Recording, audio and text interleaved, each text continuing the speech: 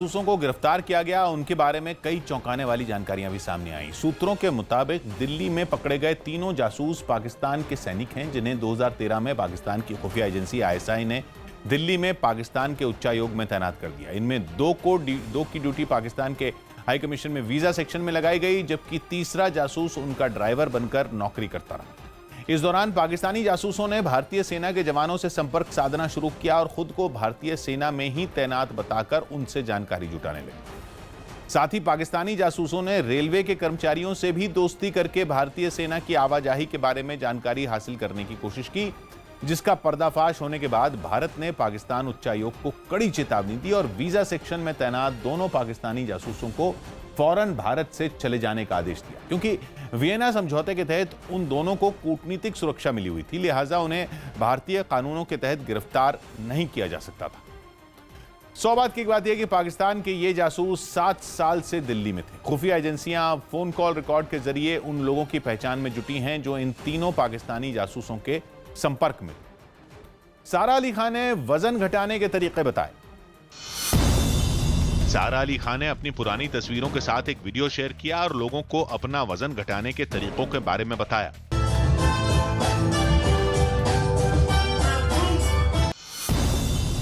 Delhi high court ने पिछले साल 30,000 कोर्ट के बाहर वकीलों और पुलिस वालों के बीच हुई झड़प के मामले में आयोग को जांच के लिए 31 दिसंबर तक का वक्त दे दिया। इससे पहले सुनवाई के दौरान जांच आयोग ने लॉकडाउन की वजह से जांच पूरी नहीं होने की दलील दी थी। कोरोना वायरस संकट के बीच सरकार ने विमान कंपनियों को यात्रा के दौरान बीच वाली सीट को खाली रखने की सलाह दी, लेकिन अगर बीच की सीट खाली नहीं है तो विमान कंपनी को वहां फेस शील्ड और दूसरी जरूरी चीजें देनी होंगी। प्रधानमंत्री मोदी ने सोशल मीडिया के जरिए गंगा दशहरे पर देशवासियों को शुभकामनाएं दी और सभी की अच्छी सेहत के लिए प्रार्थना की। अमेरिका से लौटे मुख्य चुनाव आयुक्त सुनील अरोड़ा 3 महीने बाद अपने दफ्तर पहुंचे और अधिकारियों के साथ एक बैठक की। सुनील अरोड़ा मार्च में अमेरिका गए थे और लॉकडाउन की वजह से वो वहीं फंस गए थे। अनलॉक 1 के पहले ही दिन मुंबई के लोगों ने नियमों की अनदेखी की। सरकार ने शहर में 5 जून से धीरे धीरे ट्रैफिक खोलने का आदेश दिया था, लेकिन लोगों ने सरकारी आदेश के साथ ही नियमों की भी अनदेखी की। शहर की सड़कों पर सुबह से ही कई गाड़ियां दिखाई दी, जबकि कुछ ऑटो भी सड़कों पर चलते नजर आए। आप तस्वीरें देखिए और अंदाजा लगाइए कि 1 जून से ही मुंबई में इस तरीके की ट्रैफिक मूवमेंट सरकारी आदेश का उल्लंघन करते हुए शुरू हो चुकी है। शहर की कुछ सड़कों पर तो लोग बाइक लेकर घूमते दिखाई दिए और नियमों पर उन्होंने कोई ध्यान नहीं दिया। ऑटो, टैक्सी के अलावा बाइक पर घूमते हुए लोग भी आपको नजर आएंगे। यानी मुंबई के लोग सरकारी आदेश का उल्लंघन करते हुए 1 जून से ही अपना मूवमेंट शुरू कर चुके हैं। लॉकडाउन लागू होने के बाद से ही मुंबई में भी ऑटो और टैक्सी सेवा बंद कर दी गई थी। सौ बात की बात यह कि महाराष्ट्र सरकार ने 5 जून से सरकारी दफ्तर शुरू करने के साथ ही ऑटो और टैक्सी सेवा भी शुरू करने के आदेश दिए थे, लेकिन लोग उससे पहले ही नियम तोड़कर सड़कों पर उतर आए। अमेरिका में अफ्रीकी मूल के आदमी की मौत पर इंग्लैंड में भी प्रदर्शन शुरू हो गए। मिनेसोटा में एक अफ्रीकी मूल के जॉर्ज फ्लॉयड की पुलिस हिरासत में मौत हो गई, जिसके विरोध में लंदन में भी सैकड़ों लोगों ने अमेरिकी दूतावास के सामने प्रदर्शन किया। प्रदर्शनकारियों ने वहां जमकर नारेबाजी की और अफ्रीकी मूल के लोगों के साथ भेदभाव बंद करने की मांग की। प्रदर्शनकारियों ने दूतावास के अंदर जाने की भी कोशिश की, हालांकि वहां तैनात पुलिस ने लोगों को आगे बढ़ने से रोक दिया। इससे पहले वहां प्रदर्शनकारियों ने नियमों को तोड़ते हुए मार्च भी निकाला। सैकड़ों की तादाद में लोग पोस्टरों और बैनरों के साथ सड़क पर उतर आए, जिसकी वजह से वहां जैम जैसे हालात हो गए। भीड़ को संभालने में पुलिस को भी कड़ी मशक्कत करनी पड़ी।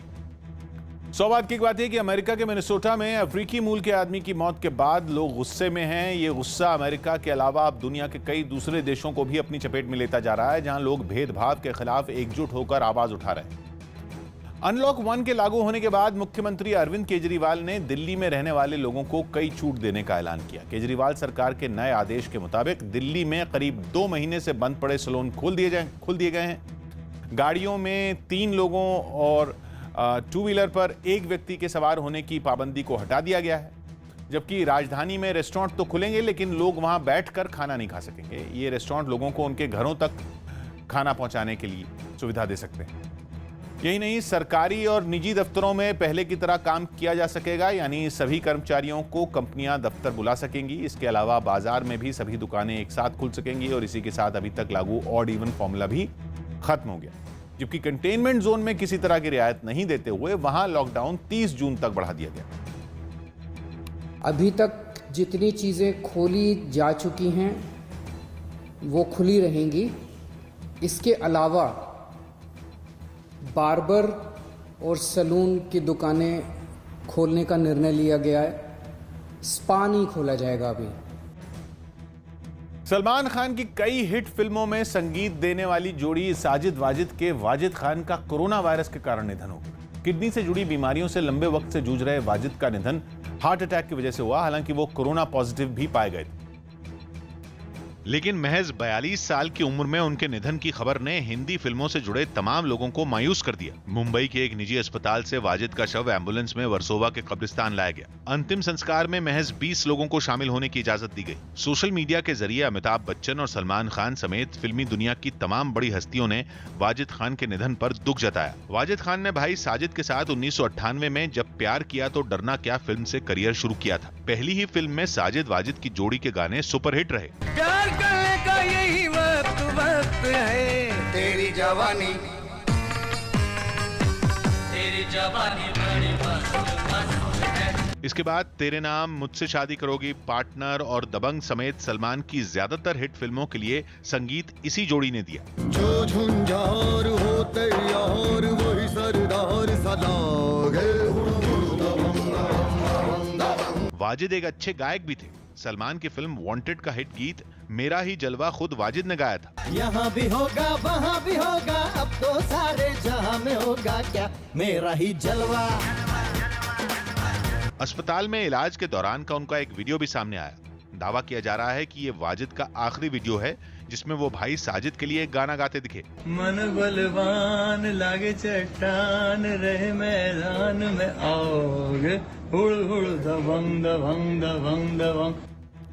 सौभाग्य की बात है कि वाजिद खान का निधन संगीत जगत के लिए नहीं बल्कि पूरे फिल्म जगत के लिए बड़ा नुकसान है जिसकी भरपाई नहीं हो सकती। कम उम्र में ही अपने हुनर के दम पर उन्होंने कई हिट गाने बनाकर एक अलग मुकाम हासिल किया। दिल्ली के पास यूपी के नोएडा में 12 साल की एक लड़की ने झारखंड के रहने वाले 3 मजदूरों को उनके गांव भेजने में मदद की। निहारिका नाम की इस लड़की ने बताया कि वो लंबे वक्त से पैसे जमा कर रही थी जिसका उसने मजदूरों की मदद के लिए इस्तेमाल किया। करीब 48,000 रुपए वो जुटा चुकी थी जिससे उसने 3 मजदूरों के लिए फ्लाइट की टिकट खरीदी। यही नहीं, उसने मजदूरों को कोरोना से बचाव के लिए मास्क भी खरीद कर दिए। बेटी की इस पहल पर उसकी मां काफी खुश नजर आई। क्राइसिस के टाइम पे जब कुछ लोगों को उसकी ज़रूरत थी, क्योंकि सोसाइटी ने हमें बहुत कुछ दिया है तो उन्हें वापस देने की भी ज़रूरत हमारी जिम्मेदारी है। तो मैंने सोचा कि मैं उन माइग्रेंट्स को अपने घर पहुंचाऊं। शेयर बाजार में तेजी दर्ज की गई। लॉकडाउन खोलने के पहले चरण के पहले दिन शेयर बाजार में तेजी दर्ज की गई। सेंसेक्स 879 अंक उछलकर 33,304 पर पहुंच गया तो निफ्टी 246 अंक चढ़कर 9,826 पर बंद हुआ। महाराष्ट्र सरकार ने स्कूलों में पहली से 10वीं क्लास तक मराठी भाषा की पढ़ाई को जरूरी कर दिया। दिल्ली में नीति आयोग के एक अधिकारी में कोरोना वायरस के लक्षण पाए गए जिसके बाद दफ्तर की तीसरी मंजिल को सैनिटाइज करने के लिए फिलहाल सील कर दिया गया। केंद्रीय मंत्री रामविलास पासवान ने एक देश एक राशन कार्ड योजना से 3 और राज्यों के जुड़ने की जानकारी दी। अब ओडिशा, सिक्किम और मिजोरम समेत 20 राज्यों के लोग अपने राशन कार्ड के जरिए किसी भी राज्य में सरकारी राशन ले सकते हैं। एशियाई खेलों में गोल्ड मेडल जीतने वाले पूर्व मुक्केबाज डिंको सिंह को कोरोना वायरस हो गया। डिंको कुछ दिन पहले ही दिल्ली से कैंसर का इलाज करवाकर मणिपुर लौटे थे जिसके बाद उन्हें इम्फाल के एक अस्पताल में भर्ती करवाया गया था। पिछले साल इंतजार कराने वाला मानसून इस साल अनुमान के मुताबिक केरल पहुंच गया। मानसून पहुंचने के साथ मौसम विभाग ने केरल के 9 जिलों में भारी बारिश की चेतावनी भी जारी कर दी। पिछले साल मानसून 8 दिन की देरी से केरल पहुंचा था, लेकिन इस बार मानसून ने बिल्कुल भी इंतजार नहीं कराया। केरल में मानसून के पहुंचने के साथ ही कई जिलों में तेज बारिश शुरू हो गई। तिरुवनंतपुरम में तो तेज हवाओं के साथ बादल बरसे। खतरे को देखते हुए समुद्र के पास लाल झंडियां लगा दी गईं। ये झंडियां लोगों को समुद्र के करीब जाने से रोकने के लिए लगाई गईं। मौसम विभाग ने केरल में मानसून के पहुंचने की जानकारी दी। आज केरल में heavy to very heavy rainfall भी रिकॉर्ड किया गया है पास्ट 24 आवर्स के अंदर। जैसे कोझिकोड डिस्ट्रिक्ट्स में कोझिकोड 9 सेंटीमीटर और एक स्टेशन में 15 सेंटीमीटर रिकॉर्ड किए हैं रेनफॉल। पृथ्वी विज्ञान मंत्रालय का अनुमान है कि इस साल देश में मानसून सामान्य रह सकता है। We have a good news that we will have a good monsoon this year, normal monsoon this year, and quantitatively the monsoon rainfall will be 102%. That means 2% more than what we expected in April. Kerala में monsoon पहुंचने के साथ ही राज्य के 9 जिलों में चेतावनी जारी कर दी गई। इनमें अलपुजा, कोल्लम, पतनमथिट्टा, तिरुवनंतपुरम, कोट्टयम और एर्नाकुलम में भारी बारिश की आशंका जताई गई। हालांकि इन जिलों में बारिश 30 मई को ही शुरू हो गई थी और मौसम का हाल बताने वाली एजेंसी स्काईमेट ने दावा किया था कि 30 मई को ही मानसून केरल पहुंच गया था, लेकिन मौसम विभाग की तरफ से इसे खारिज कर दिया गया। मौसम विभाग ने केरल में 30 और 31 मई को हुई बारिश को मानसून से पहले की बारिश बताया। साथ ही यह भी कहा कि इस बार केरल में मानसून समय पर आया है। पिछले साल केरल में मानसून 8 दिन देर से पहुंचा था। सौ बात की एक बात यह कि पिछले साल केरल में मानसून ने काफी इंतजार कराया था, लेकिन इस बार ऐसा नहीं हुआ। मौसम विभाग ने तो इसे अच्छा संकेत बताया है। साथ ही देश भर में इस साल मानसून के सामान्य रहने की उम्मीद जताई। कोरोना से निपटने में केजरीवाल सरकार पर नाकाम रहने का आरोप लगाते हुए बीजेपी ने दिल्ली में 9 जगहों पर प्रदर्शन किया। राजघाट के पास प्रदर्शन कर रहे दिल्ली बीजेपी के अध्यक्ष मनोज तिवारी को पुलिस ने हिरासत में ले लिया। बीजेपी पर विरोध प्रदर्शन के लिए लॉकडाउन के नियमों को तोड़ने का आरोप लगा और नियम तोड़कर विरोध की शुरुआत कनॉट प्लेस से हुई, जहां कोरोना के खतरे को देखते हुए बीजेपी के नेता और कार्यकर्ता कम संख्या में ही प्रदर्शन करते नजर आए। बीजेपी केजरीवाल सरकार के खिलाफ दिल्ली में अलग अलग जगहों पर प्रोटेस्ट कर रही है। इस वक्त मैं कनॉट प्लेस में मौजूद हूं, जहां आप देखेंगे दिल्ली के इंचार्ज श्याम जाजू और नजर आ रहे हैं और साथ ही प्लेकार्ड्स लेकर जो नेता हैं वो खड़े हैं। दिल्ली में बीते 2 दिनों की तुलना में धूप ज्यादा थी। ऐसे में प्रदर्शन के वक्त श्याम जाजू के हाथ में एक छाता नजर आया। इस छाते पर भी विरोध के कुछ पोस्टर दिखे। दिल्ली सरकार की नॉन परफॉर्मेंस के खिलाफ और जनता को कोरोना में न्याय देने के लिए आज पूरे दिल्ली में यह आंदोलन हो रहा है। दिल्ली बीजेपी अध्यक्ष मनोज तिवारी प्रदर्शन के लिए अपनी गाड़ी से राजघाट पहुंचे। यहां भी प्रदर्शनकारियों ने आपस में दूरी बनाकर केजरीवाल सरकार की नीतियों का विरोध किया। मनोज तिवारी ने प्राइवेट अस्पतालों में ज्यादा फीस लेने और सरकारी अस्पतालों में बदइंतजामी का आरोप लगाया। बगैर इजाजत प्रदर्शन करने की वजह से पुलिस वाले बीजेपी नेताओं को हिरासत में लेकर बस से राजेंद्र नगर थाने ले जाते नजर आए। हालांकि मनोज तिवारी ने दावा किया कि उन्होंने किसी कानून का उल्लंघन नहीं किया। हम लोग अपने प्रोटेस्ट को सोशल डिस्टेंसिंग में कर रहे हैं, फिर भी हम पुलिस का सम्मान करते हैं। सौ बात की एक बात यह कि दिल्ली में कोरोना के मरीजों और मौतों की संख्या लगातार बढ़ रही है, जिसे बीजेपी ने केजरीवाल सरकार की नाकामी बताया और विरोध करने के लिए सड़क पर उतर गई। चूंकि कोरोना की वजह से भीड़ लगाकर प्रदर्शन करने की इजाजत नहीं है, इसलिए दिल्ली पुलिस ने लॉकडाउन के नियमों के उल्लंघन के आरोप में प्रदर्शनकारियों को हिरासत में ले लिया। भारत के खिलाफ पाकिस्तान की एक बड़ी साजिश को सुरक्षा बल ने नाकाम कर दिया। जानकारी के मुताबिक पाकिस्तान की तरफ से भारतीय सीमा में घुसपैठ की कोशिश कर रहे 3 आतंकियों को सुरक्षा बल ने मार गिराया। मारे गए तीनों आतंकी जम्मू कश्मीर के नौशेरा सेक्टर में सीमा पार से घुसपैठ की कोशिश कर रहे थे, जिसकी जानकारी मिलते ही सुरक्षा बल के जवानों ने मुठभेड़ के दौरान उन्हें ढेर कर दिया। सुरक्षा बल ने दावा किया कि मारे गए आतंकियों के पास से भारी तादाद में हथियार और गोला बारूद भी बरामद किए गए। इतना ही नहीं, इलाके में कुछ और आतंकियों के छिपे होने की खबर के बाद सेना और पुलिस ने सर्च ऑपरेशन चलाया। रूस के लड़ाकू विमानों ने अमेरिका के एक बम बरसाने वाले विमान को खदेड़ने का दावा किया। रूस ने अमेरिकी विमान को बम बरसाने वाला विमान नहीं था, बम बरसाने की ताकत रखने वाला विमान था। रूस ने अमेरिकी विमान को के हवाई सीमा का उल्लंघन करने का आरोप लगाया और ब्लैक सी के ऊपर उड़ान भर रहे अमेरिकी विमान को रोकने के लिए अपने 2 लड़ाकू विमानों को तैनात कर दिया। रूस के रक्षा मंत्रालय ने इस ऑपरेशन का एक वीडियो भी जारी किया, जिसमें 2 रूसी लड़ाकू विमान अमेरिकी विमान का पीछा करते नजर आए। रूस के मुताबिक अमेरिका का बम बरसाने की ताकत रखने वाला विमान काफी ऊंचाई पर उड़ रहा था, जिसकी जानकारी मिलते ही 2 सुखोई लड़ाकू विमानों को वहां भेजा गया।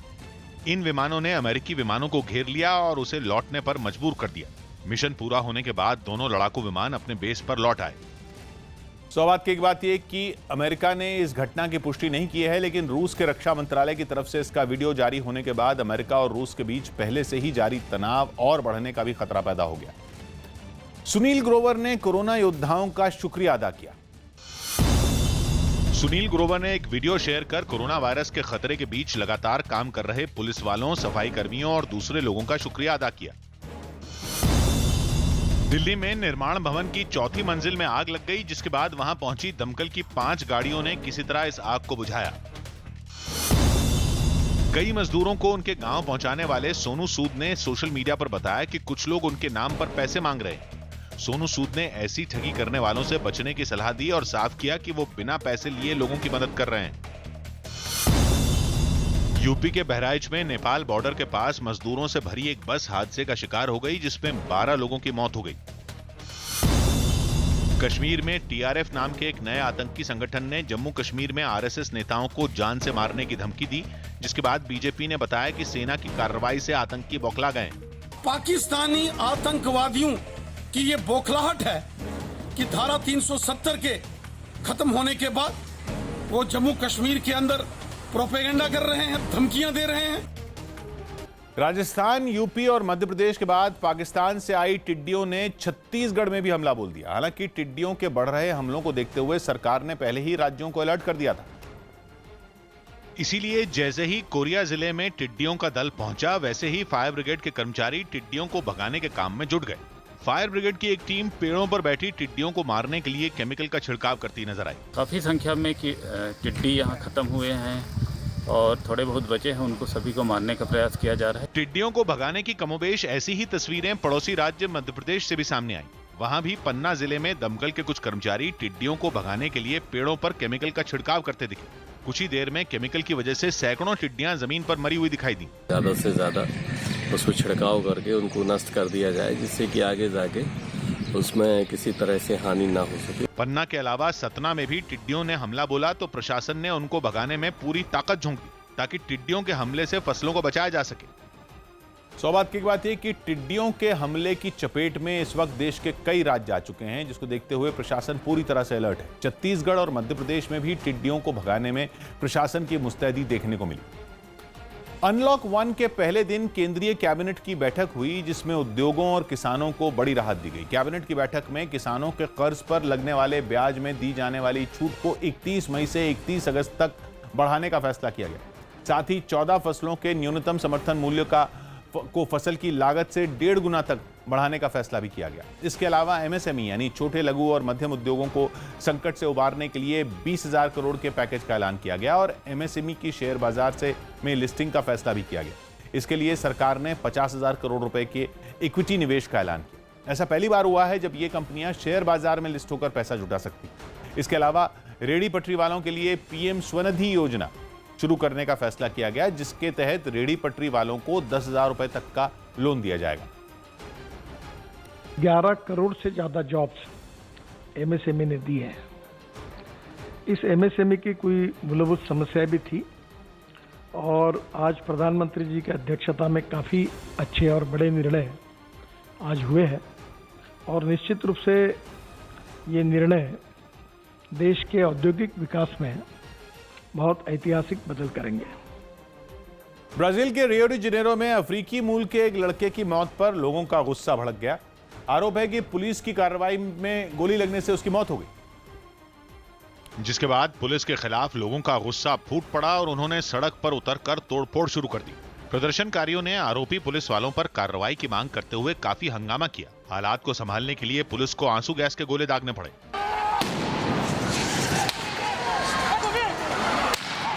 पुलिस की सख्ती का प्रदर्शनकारियों पर कोई असर होता नजर नहीं आया और वो और हिंसक हो गए। उन्होंने पुलिस पर भी हमला करने की कोशिश की, जिसके बाद हवाई फायरिंग कर उन्हें वहां से खदेड़ दिया गया। इससे पहले सड़क पर जमा हुए लोगों ने वहां की सरकार और पुलिस के खिलाफ जमकर नारेबाजी की। बताया गया कि इस हिंसक प्रदर्शन में कई लोग गंभीर रूप से घायल भी हो गए। A gente tá aqui hoje porque a gente tá cansado desse estado genocida। सौभाग्य की बात है कि ब्राजील में पुलिस की कार्रवाई में किसी के मरने का यह पहला मामला नहीं है। एक रिपोर्ट के मुताबिक पिछले साल वहां की पुलिस की कार्रवाई में 1500 से ज्यादा लोगों की जान जा चुकी है, लेकिन इस बार लोगों का गुस्सा भड़क उठा और इसके विरोध में वो सड़क पर उतर आए। कोरोना संकट की वजह से राज्यसभा की जिन सीटों के चुनाव टाल दिए गए थे, उन 18 सीटों के लिए अब 19 जून को मतदान होगा। चुनाव आयोग की समीक्षा बैठक के बाद यह ऐलान किया गया, जिसके तहत 7 राज्यों की 18 राज्यसभा सीटों के लिए 19 जून को सुबह 9 बजे से शाम 4 बजे तक वोट डाले जाएंगे और उसी दिन वोटों की गिनती भी होगी। राज्यसभा को की जिन सीटों के लिए मतदान होगा उनमें आंध्र प्रदेश की 4, गुजरात की 4 और राजस्थान की 3 सीटें शामिल हैं। इसी तरह मध्य प्रदेश की 3, झारखंड की 2, मणिपुर की 1 और मेघालय की 1 सीट के लिए मतदान होगा। इससे पहले फरवरी में चुनाव आयोग ने 26 मार्च को 17 राज्यों की 55 राज्यसभा सीटों पर चुनाव कराने की घोषणा की थी। चुनाव से पहले 10 राज्यों की 37 राज्यसभा सीटों पर उम्मीदवार निर्विरोध चुन लिए गए थे और बाकी बची 7 राज्यों की 18 राज्यसभा सीटों पर 26 मार्च को चुनाव होना था, लेकिन चुनाव को कोरोना वायरस और देश भर में लागू लॉकडाउन की वजह से टाल दिया गया था। मुंबई में कोरोना मरीजों के इलाज में जुटे स्वास्थ्य कर्मियों को बचाने के लिए एक इंजीनियर ने एक रोबोट बनाया। कोरोबॉट नाम के इस रोबोट की मदद से मरीज तक आसानी से दवाएं और खाना पहुंचाया जा सकता है। जबकि इस रोबोट में लगे कैमरे की मदद से डॉक्टर दूर से ही मरीजों की जांच भी कर सकते हैं। बताया गया कि इस तरह के 2 रोबोट कल्याण और डोंबिवली के अस्पतालों में तैनात भी कर दिए गए हैं। ये रोबोट एक बार मरीजों के जाने के बाद खुद को सैनिटाइज भी करता है। इस रोबोट में 3 अलग-अलग ट्रे लगाई गई हैं जिनमें खाना और दवाएं रखकर मरीजों तक पहुंचाई जाती हैं। अनाउंसमेंट करता है पेशेंट के पास जाके कि आपको पहले आपका हाथ सैनिटाइज करना है, उसके बाद ही आपको जो फूड है या फिर जो भी आपको कोरोबॉट के यहाँ से लेना है वो आप ले सकते हो। इस रोबोट को बनाने में इंजीनियर की मदद करने वाले शिवसेना के सांसद श्रीकांत शिंदे ने बताया कि लॉकडाउन के बीच बहुत कम पैसे खर्च कर ये रोबोट बनाया गया। 1 महीने के भीतर हमने ये 2 रोबो जो है वो रोबोट बनाए। मुझे लगता है कि 1-1.5 लाख के अंदर ही ये रोबोट का खर्च आया है। इस रोबोट में एक स्क्रीन भी लगाई गई है ताकि जरूरत पड़ने पर मरीजों का मनोरंजन भी किया जा सके। एक बात यह कि मुंबई में कोरोना वायरस के आंकड़े तेजी से बढ़ रहे हैं और मरीजों के इलाज में जुटे कई डॉक्टर भी कोरोना की चपेट में हैं। यही वजह है कि अस्पताल के कर्मचारियों की मदद के लिए ये रोबोट बनाया गया। दिल्ली पुलिस की स्पेशल सेल ने आयुष्मान योजना के नाम पर बनाई गई फर्जी वेबसाइट का पर्दाफाश किया। न्यूज 18 को मिली जानकारी के मुताबिक इसी फर्जी वेबसाइट के जरिए 4 आरोपी स्वास्थ्य सेवाओं से जुड़े अलग अलग पदों पर नौकरी देने के नाम पर लोगों को ठगते थे, जिनमें एक महिला भी शामिल थी। इन चारों को पुलिस ने गिरफ्तार कर लिया। इनके पास से एक लैपटॉप, 4 मोबाइल और कुछ एटीएम कार्ड भी बरामद किए गए। बताया गया कि रजिस्ट्रेशन के नाम पर 300 से 500 रुपए ऐंठे जाते थे और 4000 से ज्यादा लोग इस झांसे में आ भी चुके थे। आरोपियों ने दिल्ली, यूपी, एमपी, राजस्थान, हरियाणा और बिहार में करीब 5000 पदों के लिए नौकरियां निकाली थी। यही नहीं, आरोपियों ने यूपी के कई इलाकों में शिविर भी लगाए थे ताकि लोग वहीं रजिस्ट्रेशन कराने के लिए पैसे दे दें। प्रधानमंत्री नरेंद्र मोदी ने देश के गायकों और कलाकारों की तारीफ की और कोरोना के खिलाफ जंग में इनके योगदान को अहम बताया। प्रधानमंत्री ने यह बात शास्त्रीय संगीत और नृत्य के लिए काम करने वाली संस्था स्पीक में के एक कार्यक्रम में कही। नए समय में जब कोई युद्ध छिड़ जाता था तो राज्य के कवि, गायक, कलाकार वीर रस के गीत लिखते थे, संगीत को प्रेरणा का माध्यम बनाते थे। आज कोरोना जैसे अदृश्य दुश्मन के खिलाफ युद्ध में हमारे कलाकार वैसे ही भूमिका निभा रहे हैं। संगीतकार भाइयों साजिद वाजिद की जोड़ी हमेशा के लिए अधूरी हो गई। एक दिन पहले इस जोड़ी के छोटे भाई वाजिद अली का मुंबई में निधन हो गया, जो किडनी में इंफेक्शन का इलाज कराने के लिए अस्पताल में भर्ती हुए थे और जांच के बाद पता चला कि वो कोरोना की चपेट में भी आ चुके। यूपी के सहारनपुर में जन्मे वाजिद अली अपने बड़े भाई साजिद अली के साथ फिल्मों को संगीत से सजाने के इरादे से करीब 25 साल पहले मुंबई आए थे, जिनकी प्रतिभा पहचानते हुए सलमान खान ने अपनी फिल्म जब प्यार किया तो डरना क्या में मौका दिया। साजिद वाजिद की जोड़ी ने जिन हिट फिल्मों में संगीत दिया उनमें सलमान खान की फिल्म वांटेड भी थी, जो 2009 में रिलीज हुई थी। इस फिल्म में संगीत देने के अलावा वाजिद ने मेरा ही जलवा गाना गाया भी था। इस गाने में ड्रम बजाया था पॉप गायिका शकीरा के ग्रुप के ड्रमर ने।